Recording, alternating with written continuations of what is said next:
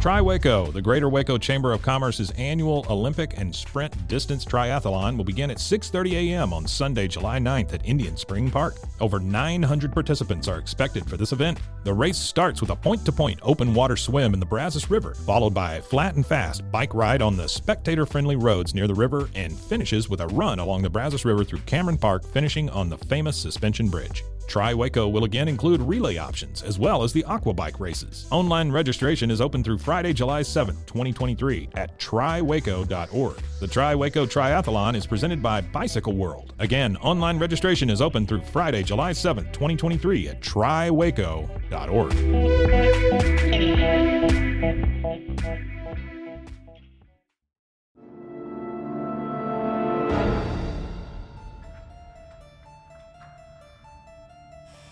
Welcome to the Mysteries of the Paranormal. I'm your host, Allison. Here, I'll talk all about mythology, folklore, and cryptids.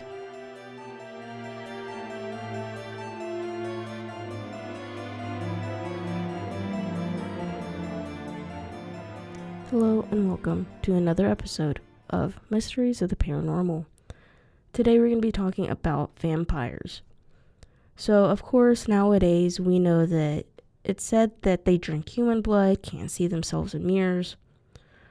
Oddly enough, vampires didn't start out with such clearly defined characteristics, and it is believed that they evolved from various traditional beliefs that were held throughout Europe that centered around fear that the dead ones buried could still harm the living.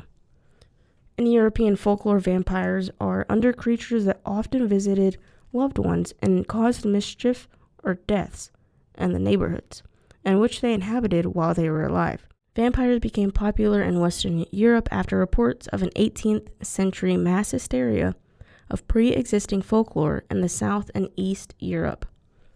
And some causes resulted in corpses being staked and people being accused of vampirism. Local variants in southeastern Europe were also known by different names. In modern times, the vampires generally how old to be a fish's entity. Although ballast and similar vampiric creatures such as the chupacabra still persist in some cultures, early folk believe in vampires have sometimes described the ignorance of the body's process to decompose after death and help people in the pre-industrial societies. To try to rationalize these, creating these figures of vampires to explain the mysteries of death. The single most prominent historical figure attached to the modern notion of vampirism is, of course, Vlad III.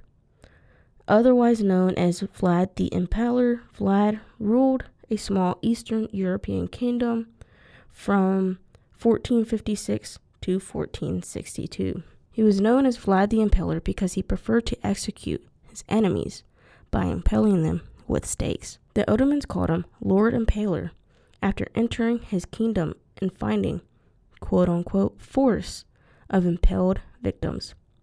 He belonged to something known as the Order of the Dragon, a group established to protect Christian Europe from the invading Ottoman Empire. Vlad's father, Vlad II, was well known.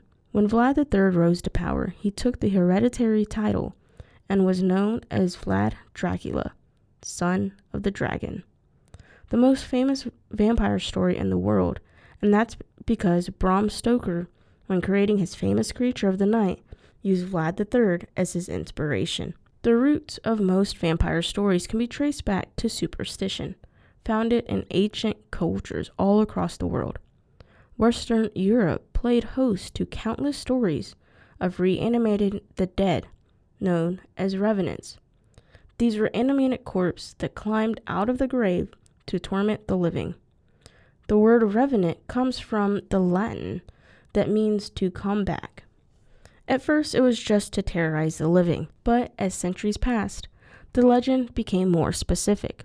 Revenants were said to return from the grave to torment their living relatives and neighbors. What was key was that the revenants were specific people. In Norse mythology, we can find tales of creatures known as Droog, which means again walkers, who would return from the grave and cause havoc on the living. These creatures possessed superhuman strength, smelled of decay, and were even pretty ugly in appearance. They could enter the dreams of the living and were said to leave a tangible object near the sleeping person so that upon waking, their victims would know their dreams were more real than they feared. In the Middle Ages, having legends of some ancient creatures that spoke of creatures that not completely, but have many similarities to vampires, along with many core characteristics. The Greek myth of Empusa, who was the daughter of Hecate. Empusa was said to lure young men at night and then feast on their blood before moving on to the main course, their flesh. Another Greek tale of Lamia, a mistress of Zeus, who becomes cursed by Zeus's wife, Hera, and doomed to haunt children, devouring them. Stories of the undead creatures, or creatures that feed on the blood of the living, seem nearly as common as written language itself. Romango, which is known to attack nobles, drinking their blood and eating their nail clippings. Many Europeans use the myth as a way of explaining why a corpse wasn't decomposing at the normal expected rate. In Bulgaria, graves dating back more than 800 years have been opened, revealing iron rods through the chest of skeletons. During this time, it wasn't unheard of to bury a person that truly wasn't dead. As a result, a fear of being buried alive swept Europe and the United States. This seemed like a rare occasion, but happened so often that people became paranoid about to look into solutions for it. In 1882, a medical doctor by the name of Adolf Gutsmuth, who was one that was so paranoid about this that he created a safety coffin for himself and even tested it out by actually being buried and having meals delivered to him through a feeding tube. Dr. Timothy Smith of New Haven, Vermont, was also paranoid about this occurrence to the point that he created a crypt with a feeding tube that was positioned right over his face. Although he did pass away of natural causes, conveniently enough, this very crypt can still be visited to the day and is located in Evergreen Cemetery. There is a rare blood disorder that can be accounted for. It shares many similarities with vampire commonalities such as sensitivity to light, garlic, as well as altered sleep patterns. A strong connection to vampires was also tuberculosis, although it didn't share any of the same characteristics. A story is Lena Mercy Brown. She was a young woman who lived in the later half of the 19th century in a rural town of Exeter, Rhode Island. She played a major part in what is known as the Great New England Vampire Panic. The first person to die was Mercy's mother, Mary Eliza, in December of 1882. She fell victim to what was known as consumption. This is because as tuberculosis ravaged the body, the person would appear to waste away, being consumed by the illness. The following year, Mercy's sister would die at the age of 20 due to the same illness with the same symptoms. The people of Rhode Island started to wonder if the deaths were connected. A few years later, when Mercy's brother Edwin got ill, he packed up and moved across the country to Colorado Springs, which had a great reputation for healing properties of its dry climate. When he returned years later, he was alive, but not doing well, and in December of 1891, he took a turn for the worst. That was the same month that Mercy herself became ill. Her tuberculosis moved quickly, and by January of 1892, she had passed, and the people of the town were more worried than before. They suspected something supernatural. Close to this town was another town by the name of Newport, which is a seaside city known for the summer cottages of the wealthy folks with the pinnacle of education society. Edwin at this time was still alive, and someone got it in their mind that one of the women who died before him, Either his mother or one of his sisters was somehow draining him of his life from beyond the grave. The citizens were convinced that they wanted to dig all of them up. With the permission of the father, a group of men gathered in the cemetery on the morning of March 17th and began to dig up the bodies of the mother and his two sisters. They were looking for any evidence of any unnatural state, such as blood in the heart, blood around the mouth, or any other signs. The first body to be dug up was Mary Elise, who was the mother, was satisfactorily decomposed, so they automatically ruled her out. But it had also been 10 years since she had been buried, so her death state would have been normal. Mary Olive was also considered to be in a normal state of decomposition. Mary Olive was also considered to be in a normal state. She had also passed away 10 years before. When examining Mercy's body, which had not yet been buried because she had passed away in the middle of winter, rather instead of being stored in a stone building that was essentially a walk-in freezer, the citizens discovered that she was remarkably preserved. They then cut in her heart and liver within. They found a red clot blood, burned them in a nearby store, and then mixed the ashes with a tonic that was then given to her brother Edwin to drink. They were hoping that this would help him recover. Unfortunately, it did not work, and he died in less than 2 months. Unfortunately, this set up Mercy Brown to be the first American vampire, although, truth be told, she just wasn't. In the year of 1817, nearly a century before the accusation on Mercy, a Dartmouth college student named Frederick died of TB.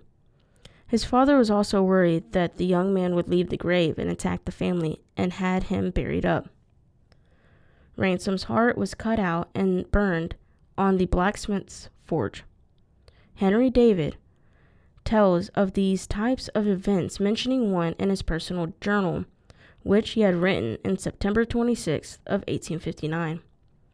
The quote read, "The savage and man is never quite eradicated.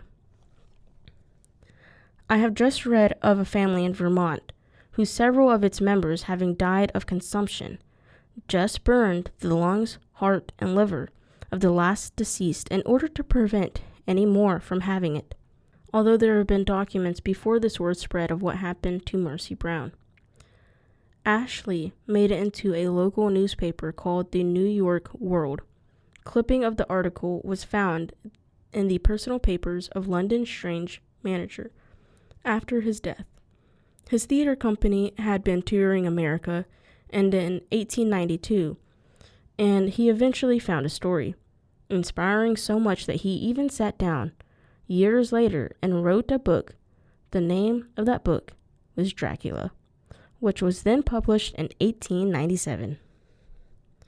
In Eastern Europe, vampires are animated corpses that rise from the grave to prey on the living.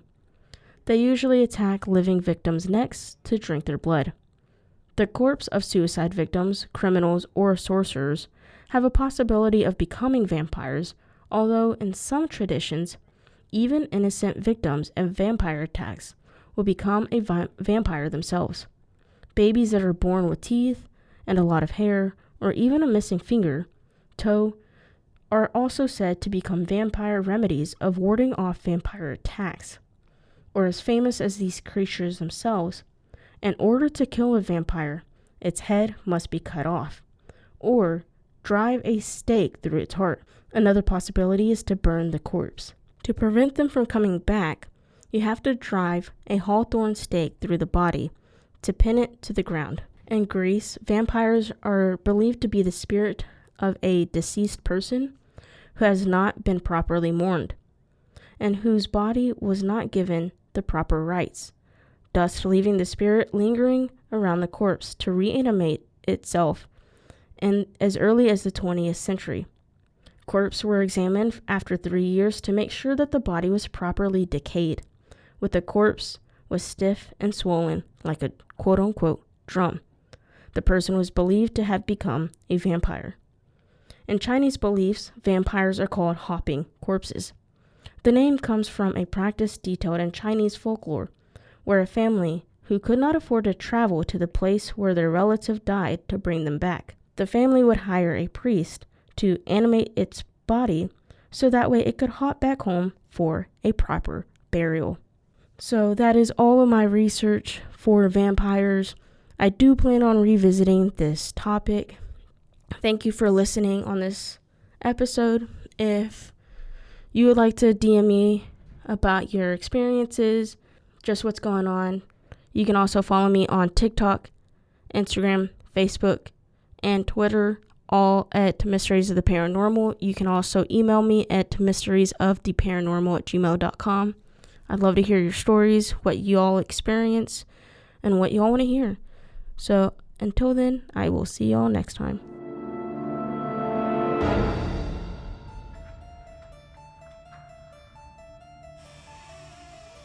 You can find this podcast at The Mysteries of the Paranormal on TikTok, Instagram, and Facebook. Be sure to tune in every week for a brand new episode, wherever you get your podcast, or at roguemedianetwork.com.